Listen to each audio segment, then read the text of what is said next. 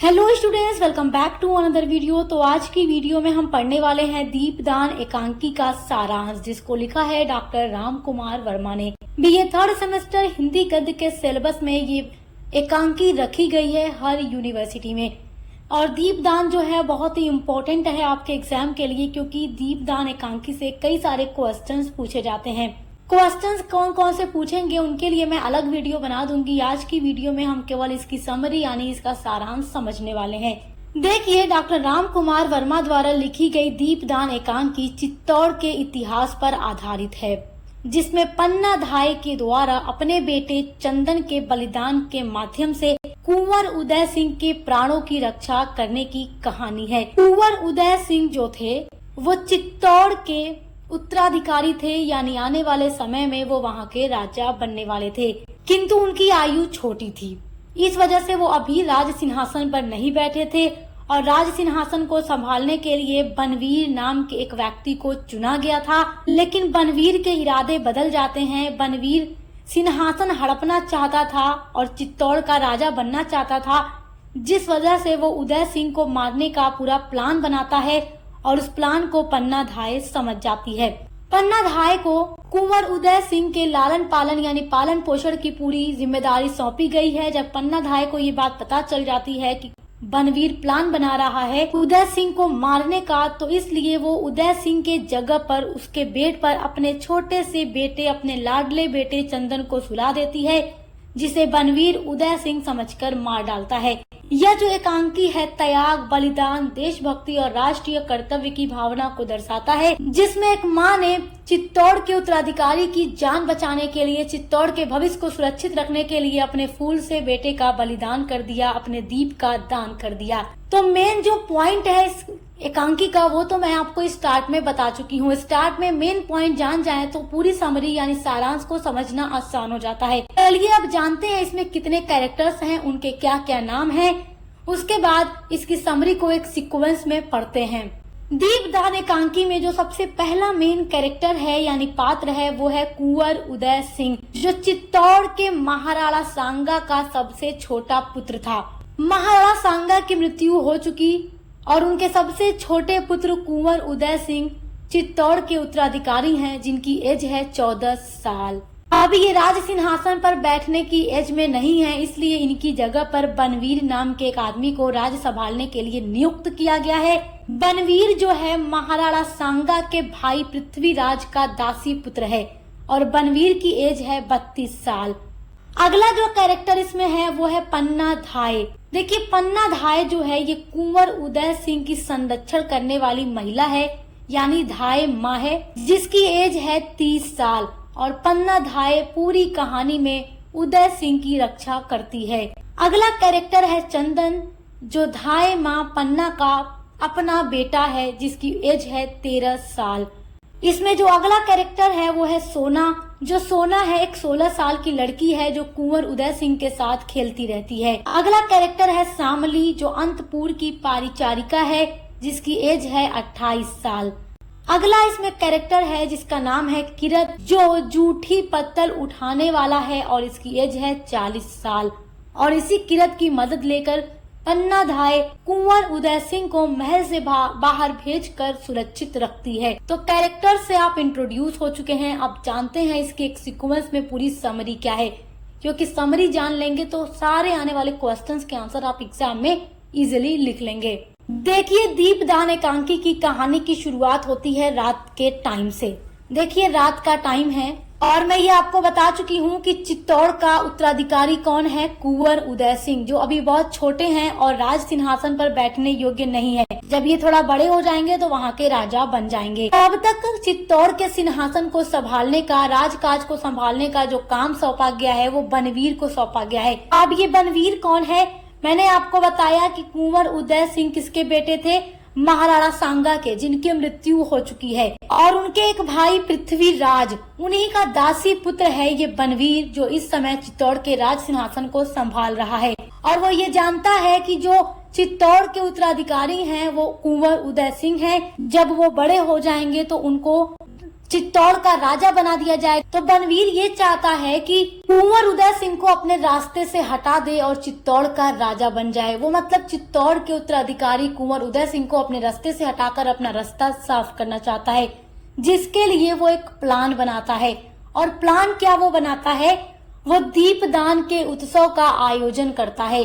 दीपदान का जो उत्सव है अभी उसका टाइम भी नहीं हुआ है, टाइम से पहले वो दीपदान उत्सव को आयोजित कर देता है, ताकि उसमें नाच गाने होते रहेंगे और सारे शहर के लोग नाच गाने में बिजी रहेंगे और वो उसी टाइम अपनी चाल चल लेगा, कुंवर उदय सिंह को मार डालेगा और अपना रास्ता हमेशा के लिए साफ कर लेगा। दूसरी तरफ है पन्ना धाय, जो कि कुंवर उदय सिंह की संरक्षक है, जो उनका पालन पोषण करती है, उनका पूरा ख्याल रखती है और उसका हमेशा यही मकसद रहता है कि वो कुंवर उदय सिंह की हमेशा बहुत अच्छे से रक्षा करे, उनके ऊपर कोई भी प्रॉब्लम्स न आने दे।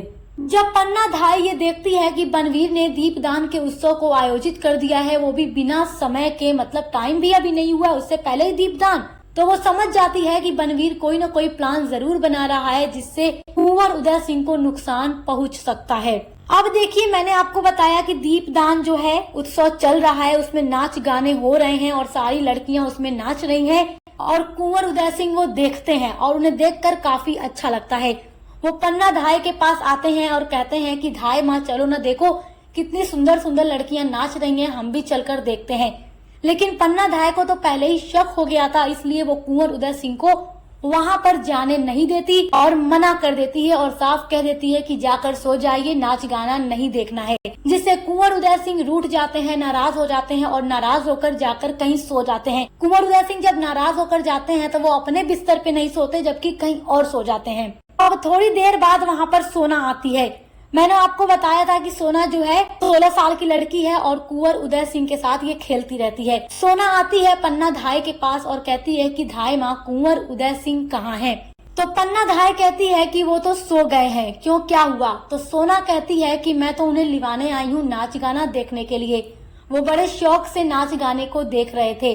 तो धाय माँ जो है वो सोना को मना कर देती है कि कुंवर उदय सिंह नहीं जाएंगे, तुम यहाँ से जा सकती हो। क्योंकि धाय माँ को ये शक था कि जो सोना है वो कहीं न कहीं बनवीर से मिली हुई है, इसलिए वो कुंवर उदय सिंह को सोना के साथ जाने नहीं देती।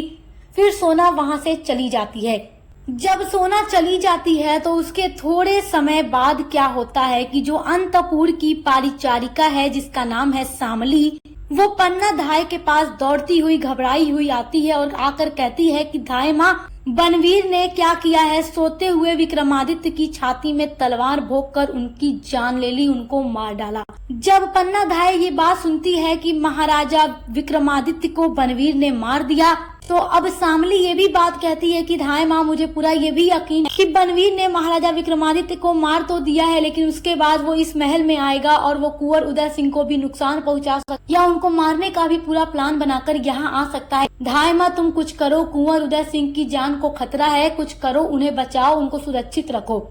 अब इस मुश्किल समय में क्या होता है कि शामली जो है और पन्ना धाय जो है बहुत ज्यादा परेशान हो जाती हैं। अब वो सोचती हैं कि किस तरीके से कुंवर उदय सिंह की जान को बचाया जाए। पन्ना धाय शामली से कहती है कि तुम टेंशन मत लो, मैं कुंवर उदय सिंह की जान को बचा लूंगी। तो शामली पूछती है कि धाय माँ, तुम क्या करोगी? तो धाय माँ कहती है कि मैं उनको उनके बिस्तर से हटा दूंगी और वहाँ किसी और को सुला दूंगी। तब शामली पूछती है कि धाय माँ, तुम वहाँ किसको सुलाओगी? तो धाय माँ कहती है कि उसी को सुला दूंगी जो मेरे दिल का टुकड़ा है, जो मेरे जिगर का टुकड़ा है, अपने बेटे चंदन को सुला दूंगी। ये बात शामली सुनकर कहती है, धाय माँ ऐसा ना कहो, ये बात मैं सुन नहीं सकती जो तुम कह रही हो। लेकिन धाय माँ ये कहती है कि वो अपने उत्तराधिकारी की रक्षा करने के लिए, उनको बचाने के लिए अपने भी दीप का दान कर सकती है, अपने बेटी की बलि चढ़ा सकती है, उसे त्याग सकती है, क्योंकि उसे केवल चित्तौड़ का भविष्य दिख रहा था। वो नहीं चाहती थी कि बनवीर वहाँ का राजा बने और हमेशा लोग परेशान रहें। अब थोड़ी देर बाद महल में किरत की एंट्री होती है। अब ये किरत कौन है, मैं आपको पहले ही बता चुकी हूँ कि ये 40 साल का एक आदमी है जो जूठी पत्तल को उठाने वाला है। वो जूठी पत्तलों को अपने टोकरी में रखकर उठाता है। तो वो महल के अंदर एंट्री करता है और आकर पन्ना धाय से कहता है कि ये बाहर इतने सैनिक क्यों इकट्ठा हो रहे हैं, वो चारों तरफ से महल को घेर रहे हैं, कुछ समझ नहीं आ रहा कि ये क्या हो रहा है। अन्नधाय उससे पूछती है कि तुम यहाँ महल के अंदर आए हो, क्या किसी ने तुम्हें नहीं रोका? तो वो कहता है कि मैं तो एक मामूली सा आदमी हूँ, जूठी पत्तलों को उठाने वाला हूँ, भला मुझे क्यों कोई रोक सकता है, मुझे किसी ने नहीं रोका। तब पन्नाधाय के मन में एक ख्याल आता है और वो शामली से कहती है कि शामली जाओ देख आओ कि महल के चारों तरफ कितने सैनिक हैं, किधर ज्यादा हैं और किधर कम है। तो शामली कहती है ठीक है धाय माँ, मैं जाती हूँ। उसके बाद क्या होता है कि पन्नाधाय किरत से पूछती है कि बताओ तुम अपने उत्तराधिकारी के लिए क्या कर सकते हो। वो कहते हैं कि मैं तो अपनी जान भी दे सकता हूँ।